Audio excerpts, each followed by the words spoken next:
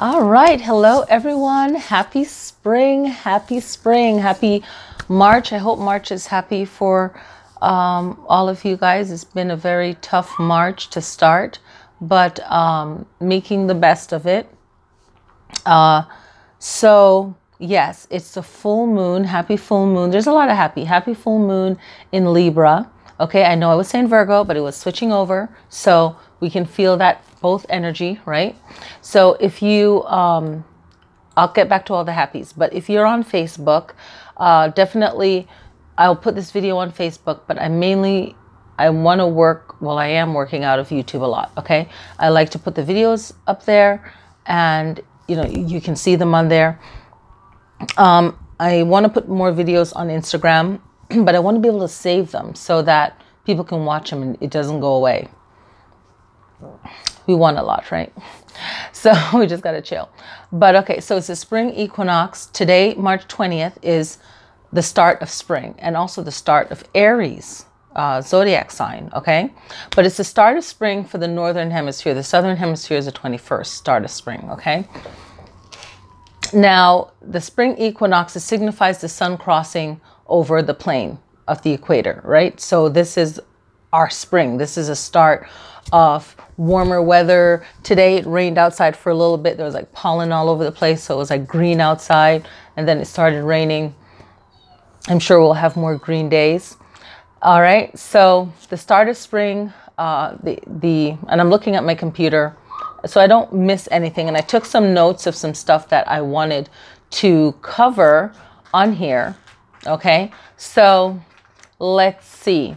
All right, so it's also Mercury retrograde. So this is a great time to just really go into your thoughts and plan and not really talk too much, not communicate too much with people. Try to say as less as you can. It's not a great time to start anything, but if you can restart an old idea. I was really looking this up because I started something up before the retrograde started, but because of a passing in the family, I had to postpone it a little bit and then start up, you know, like the second week of March. Yeah. So yeah, around that time. So you can start an old idea up again, just not a new one. They really recommend that, but really listening more than we speak and really not taking things personal because communications can get mixed up. So we know that, right? Start of spring, start of Aries today, March 20th, still in Mercury retrograde. All right. And this is a great time for renewal, right? March. So I was looking this up online. Let me grab my cell phone because there's a lot to say and a lot to remember.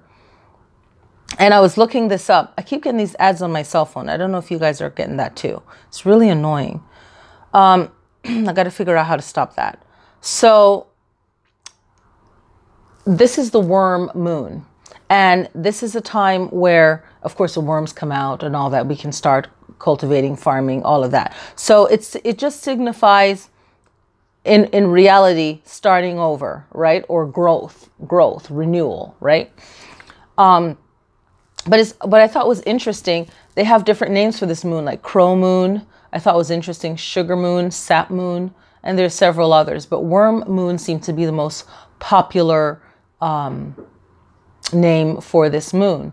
All right, so we're going to get into a couple of things, right? So the worms emerge out of the ground at this time, so they call it worm moon. So when I was first learning about the names of the moon and everything like that, I'm like, what moon is this and what culture has this name to the moon and why? And really, where you live, our ancestors, they were just paying attention to the animals and seeing what was going on, and that's how they named their moons, to keep track of it, is by what was going on around their neighborhood for their lives, right? So that's how they understand it. Now, the most important thing that I want to focus on for this moon, astrology-wise, okay? And then I'll pull a card. I just picked up the Robin Hood Tarot deck. I've had this forever. You can see the usage on it. I've had this forever. Okay. So, okay, now, one of the important things is for this full moon, before we get into the astrology, it's Libra. So it's air, it's balance. They don't like arguments or conflicts. So at this Mercury retrograde, making sure that your conversations, you know, you don't even show the slightest frustration or anger, because it could just make a situation that's not that important even more damaging, right? And you don't get the result that you want, because Libras like things to be balanced and peaceful, and they just don't like unnecessary conflicts, right? So it's all about balance. They're known as the peacemaker. So where can you add peace in your life? This is like my note of things that I wanted to say. Readjust. What can you readjust in your life? And that's what I'm asking myself as well, okay? I'm feeling a little bit better, so don't mind me, right?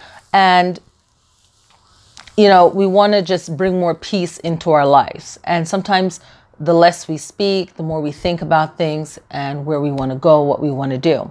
It's also the start of Aries, so that's a fire sign.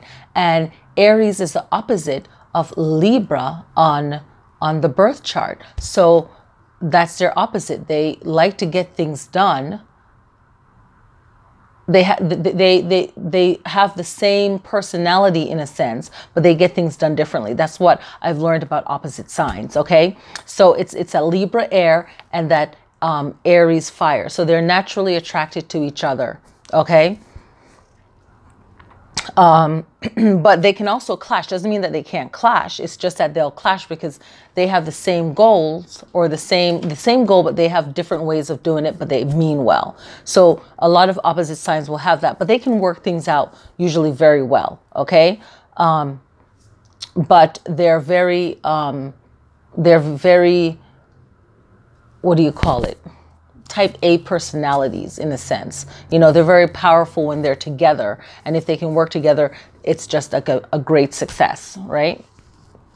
Okay, so that's a great thing that I haven't seen anyone talking about or anyone really paying attention to, is whenever, well, this is like a really big thing right now, that energy. It's the last also super moon for the winter season, because we're flipping over into spring, okay? So this is the last super moon and the last winter moon. It's also considered that as well, all right? But what I really thought was cool was that it's the full moon in Libra and it's the start of Aries, and they're both opposite signs. So if you're an Aries and a Libra, this is a perfect full moon for you to manifest something that you want to take place in spring. And spring is a great launch for a prosperous summer. Okay. And if you have work where it's kind of slow in the summer, this is a great time to really write down your intention, maybe do a vision board.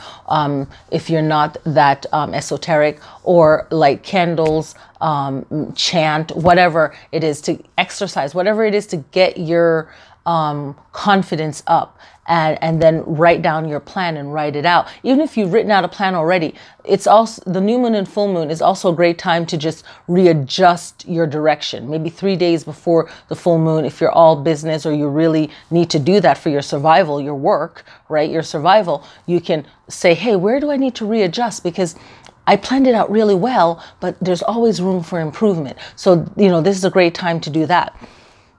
Okay, so I wrote this down so I didn't forget it. Okay. So 9 years. Okay, Chiron in Aries, 9 years. So until 2027. Okay, so Chiron is in Aries for the next 9 years. Okay, so from now 2019 to 2027. So this is a great time for self-healing. Remember, Chiron is a wounded healer that cannot heal himself. However, Chiron's about healing. So as an Aries, always finding ways in this 9 years to heal yourself, whatever that needs to be. Maybe I'll do a separate video on that. Okay. So, okay. Now with your birth chart, find your birth chart. I'll put a comment in, I'll put a link in here, but I'm going to say the link right now. I like this one website. There's, Astro Cafe. Okay. And then there's Astro Seek. So ASTRO, that's Astro, and then the word seek, like you're looking for something, SEEK. So that website, I think it's mooncalendar.astro, aries-seek.com. And you can type that in. So you can just replay that. So mooncalendar.astro-seek.com. I don't know them. I'm not getting paid. But you can put in your location and, you know, they well done. They do an awesome job. So there's so much to say on the chart, okay? But what I want to focus on is knowing your birth chart. Where is Libra in your birth chart? Where is Aries in your birth chart? Okay, so where do you have Libra and Aries in your birth chart? Good. What house are those signs in? If they both are in the same house, okay, you only have one house to really find out the meaning of that house and what it means. You can look that up. Then, say they're in two different houses, then what house is it in and what is the meaning of that house, right? So one house could be about money, the other one could be about creativity. You know, I'm just typing in houses in astrology. I was trying to, right? So I had a printed out calendar and I don't know where it is, right? So right now I'm just going to do the moon calendar. Oh, really? I just closed out a window by accident. Okay, so for this full moon, from my location, okay, so you'd have to set it for your location. You can pause this video and set it and then, you know, click into it. Let's see. Okay, so do I want to focus on, okay, so you can look at that. Now, where in your house is actually Venus and Mars, okay? So look at Libra and Aries and what planets are in those. You can look at that, but that's secondary. So scratch that. Where is Venus and Mars in your chart? Because Mars is a ruler of Aries, but Mars is in Taurus. So to refresh, what house, okay? What can you improve in your life right now? We're looking for what we can improve in our life right now. So where is Venus in your birth chart? And where is Mars in your birth chart? And find the house that Venus and Mars is in.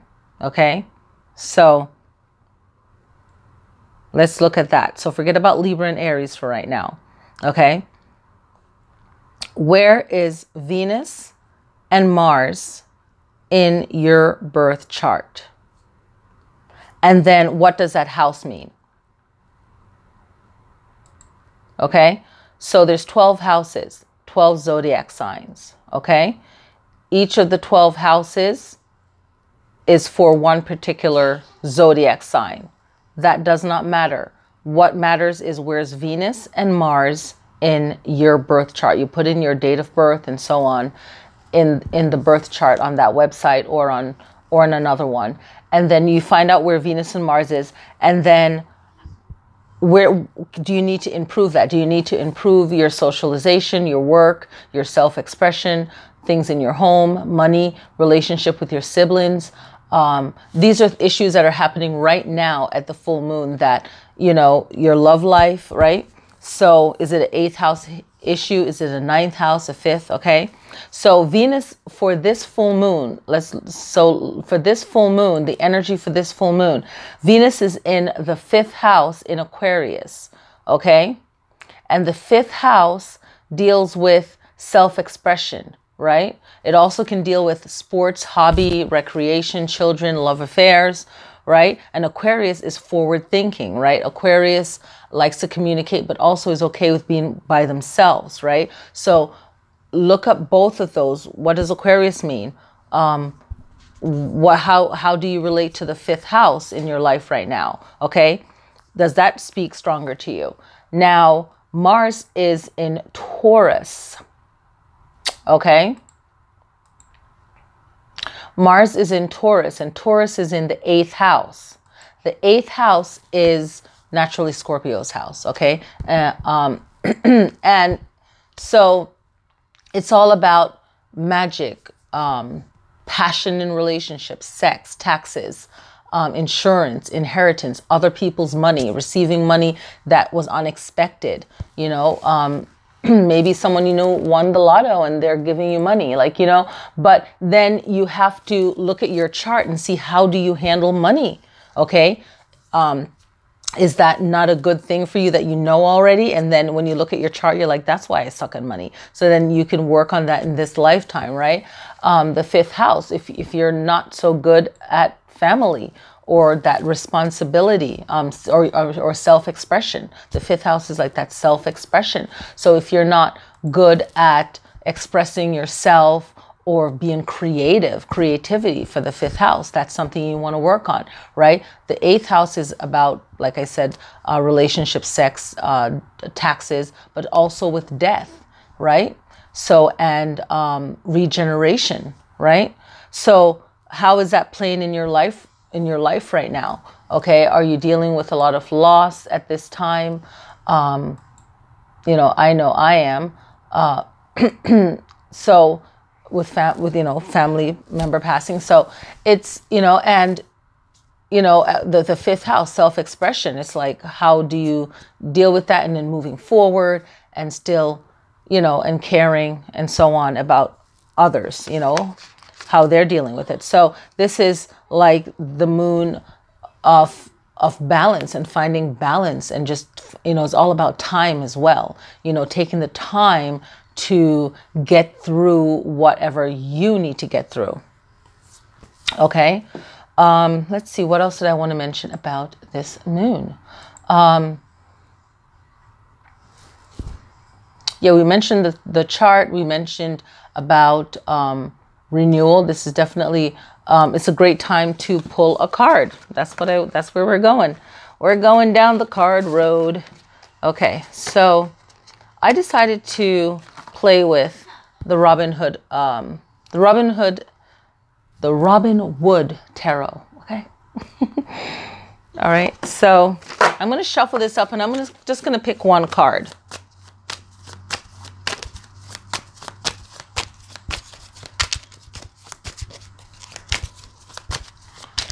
And I like this deck, and I like the back design of it too.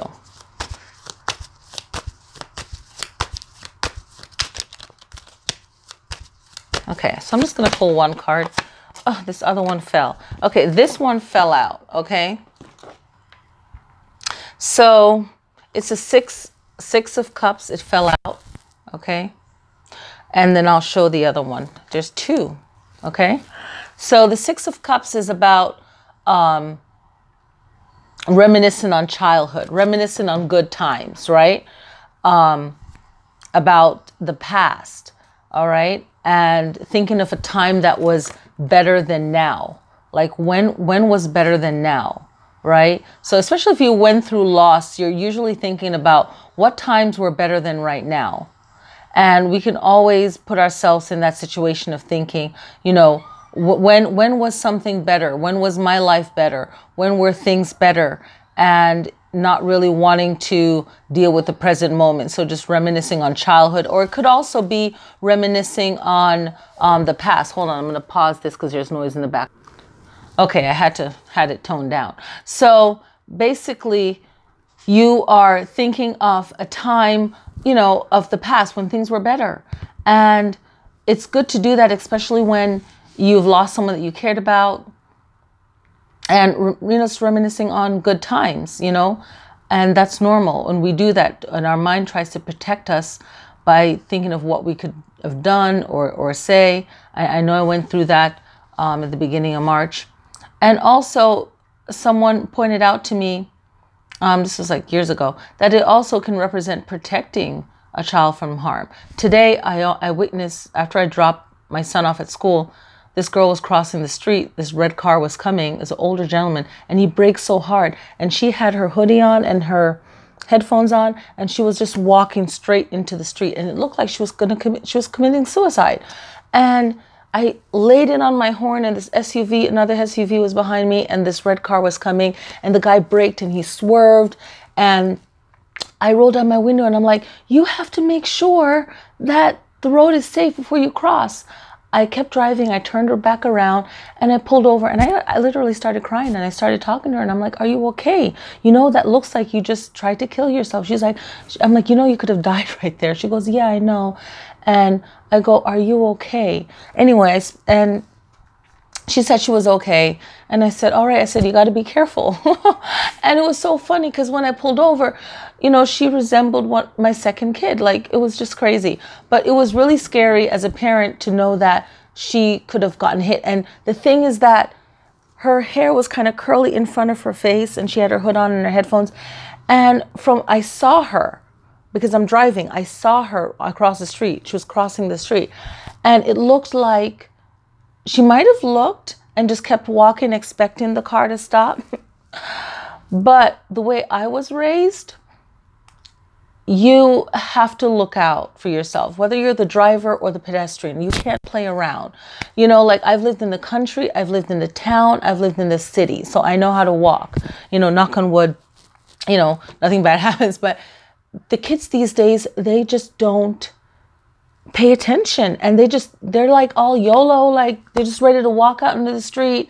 And I'm like, there's a lack of self-responsibility. I could go on and on, but you know, this card popped up. Hopefully it resonates with you and other meanings. The Six of Cups, it's water, it's emotions, you know, but reminiscing on childhood, on the past when times were better. What other meanings you can put into it. It's also another old meaning was like protecting your child from the harms of the world. That's what my someone told me. Okay. Now, Nine of Cups, it was that. So this was the one that popped out. So this was the strongest message. This is the one I pulled. It's Nine of Cups, and again, water, emotions. And funny thing that I'm pulling water at the start of spring, because this year, when the new moon, when the moon for the new year started in February, this is supposed to be a water year. So it's either you're going to have too much water or lack of water. Okay. So I guess the energy of this year is water. So Nine of Cups, right? And the new moon in February was of a water sign, and I can't remember what it was, but okay, leave a comment. Excuse me. Nine of Cups. So Nine of Cups is about, say, I always think of this, like I always make up a story with the cards to help me remember what it means. And one of my first stories in my head was writing up my resume and putting the best things out there that I feel was the best highlights, right? So this to me is like putting out the best resume and starting over and really promoting yourself and showing your best quality and being the best that you can be. Everyone has a talent. No one needs to be competing with each other. You're just showing your best. So this is like being, you know, boasting yourself. But it's like positivity, you know, it's you really talking about the greatness of you. Excuse me, the greatness of you. Okay. And, you know, just putting your best foot forward and talking about all the great things about you. And this is for you to achieve something that you want. So if there's something that you want to go after Mercury retrograde, I believe it ends on the 28th. I heard someone saying the 21st, but the 28th of March is the end of Mercury retrograde. Unless I'm wrong, please leave that comment. But Nine of Cups. So you think of nine, endings and beginnings, right? And really just putting your best forward. Okay. And six, I like to think of six as just abundance or opening the door to prosperity. So these are the two cards that popped up. So thank you guys so much for watching. I don't think I missed anything. The moon is at 0 degrees 8 minutes. And what are you doing? And that 0 is like that fresh new start, and it goes along with the renewal of spring. So I thank you guys so much for listening and for, you know, watching. Like I said, this video will be up on YouTube. It's so long, so it's gonna take a while to upload it. But happy full moon in Libra, air sign, all about balance, natural peacemaker, peacekeepers, communication, balance, justice. If you want justice in your life, this is a great moon for justice, harmony, balance, good communication, and to just to be a leader and a peacekeeper, you know. And this moon definitely could use some peace, you know, in the valley. Peace. So thank you guys for watching. Happy full moon.